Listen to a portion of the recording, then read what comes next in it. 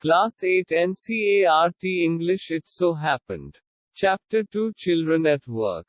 By Geeta Wolf, Anushka Ravishankar, Arijit Sen, From Trash, on Ragpicker Children and Recycling. Before you read, there are many reasons why children have to work. Some help their family make a livelihood. Others, who run away from unhappy homes, need to support themselves. Children who have to work can't go to school and play like other children of their age. Part 1. When the Kanyakumari Express pulled in at Chennai Central, it took Velu some time to get off. When he finally stood on the platform, his legs felt wobbly, as if he was still on a moving train. Oi, out of the way. A porter went by with a loaded trolley. Velu jumped aside. He sat on a bench on the platform, putting his small bundle down. In all his 11 years, he had never seen so many people, except once a year at the fair in his village. People walked by, bumping into him with their suitcases. A voice announced something on a loudspeaker. Near him a group of people sat on their luggage, looking at a TV hanging from the roof. The noise was terrible. Velu put his head down on his knees, feeling miserable and exhausted. He had run away from his village 2 days ago. For 2 days he had eaten nothing but some peanuts and a piece of jaggery. In his bundle he carried a shirt, a towel and a comb. He had walked for most of the first day to Kannur and then got on the train to Chennai. Velu had no money for a ticket, but luckily the ticket collector didn't come to the unreserved compartment. He had tried to sleep on the floor near the door. A group of men next to him had played cards and shouted all night. "Hey, what new to town, eh?" called out a rough voice. Velu opened his eyes. There were a lot of people standing around, but nobody was looking at him. "Here, hey." He turned around. Behind him was a girl around his own age, wearing a long baneen that came down to her knees. Her hair was stiff and brownish and she had a huge sack on one shoulder. She was picking up dirty plastic cups from the floor and stuffing them into her sack. "Why is she calling me?" thought Velu.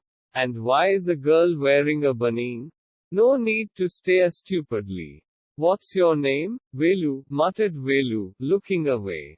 "So Mr. Velu," said the girl, looking at his bundle. "Run away from home?" Velu didn't answer. He didn't want to tell some strange girl what he had done. He had run away because he couldn't stand his father beating him for one more day. His father would snatch away all the money Velu and his sisters earned and spend it on drink. "Don't think I don't know. This place is full of children like you. So what are you going to do here? Become rich?" She sat down next to him.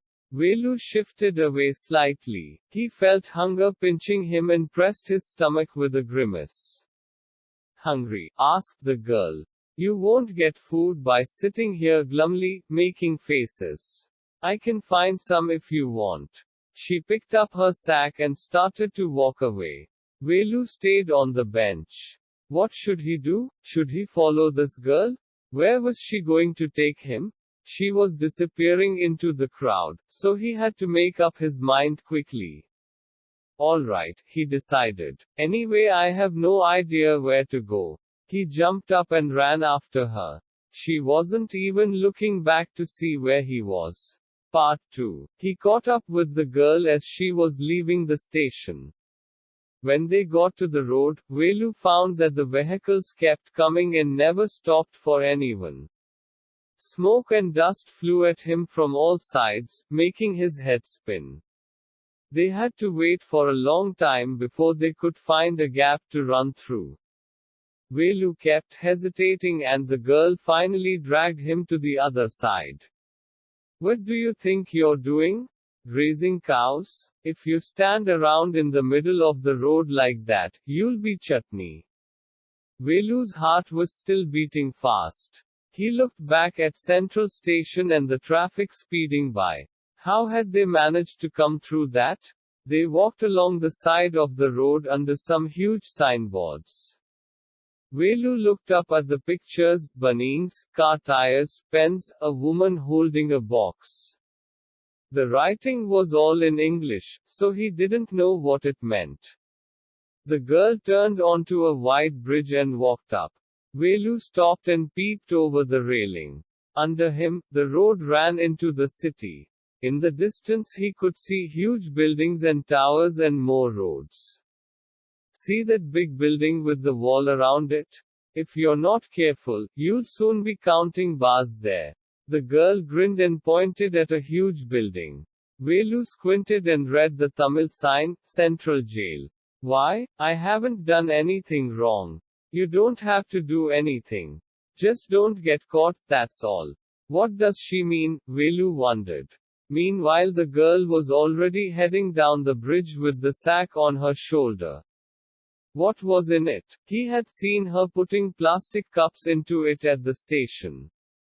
What are you carrying in that bag? Things. Bottles, paper. Velu wondered what she was doing with them, but he felt shy to ask any more questions. It was still morning, but the sun blasted down on the tar and Velu's bare feet burned. It was not like walking on a mud road. He was soaked with sweat. He tried hard to walk in the shade and keep up with the girl at the same time. She walked really fast. How far away was the food? After almost an hour of walking, they stopped in front of a big building. Shri Rajarajeshwari Prasanna Kalyana Mandapam, read Velu slowly. A sign with letters made of flowers said, Groom, J.V. Vinayagan, Bride, Rani. Velu stared at the big cars parked outside. One of the cars had a flower garland and roses taped onto it. The girl looked around, pulled one off quickly and stuck it in her hair. Come on, she said. Are we going to eat here? Asked Velu, looking at the huge hall and the people inside. Hopes, said the girl, shaking her thumb under his nose. She led him behind the hall. There was a big garbage bin overflowing with rubbish. 2 goats were standing on the pile, fighting for a banana leaf. A cloud of flies buzzed around their legs. There was a rotten smell in the air. The girl picked up a squashy banana and held it out to Velu. Here's your food. Velu was shocked. Are we going to eat their leftovers? Che, what do you think I am? A dog? I only take untouched food. Here, some more, catch. She threw him a vada. Velu looked at it with distaste. Come on, hero, eat it. You think I like it? I told you I'll find you something to eat. Don't think I have money to buy food for you. You'd better eat what you get until you have your own money. Velu hesitated, but his stomach squeezed him again.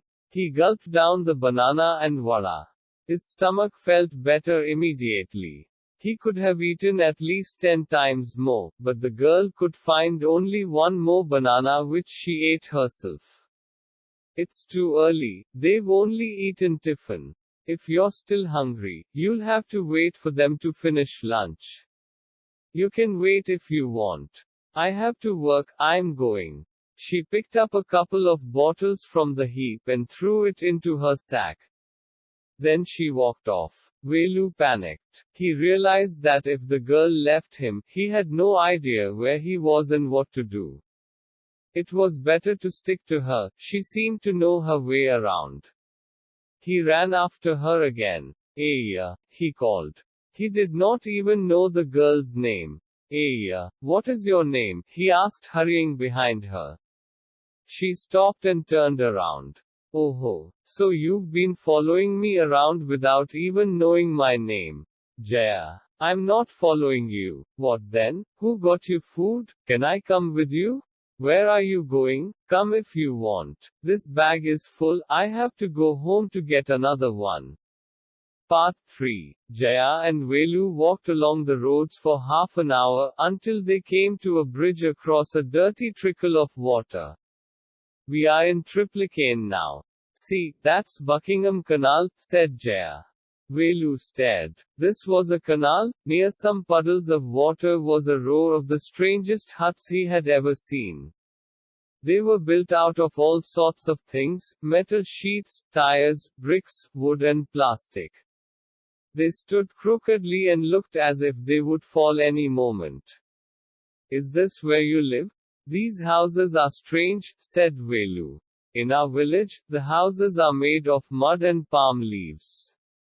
Jaya went around to one of the huts and dumped her sack outside.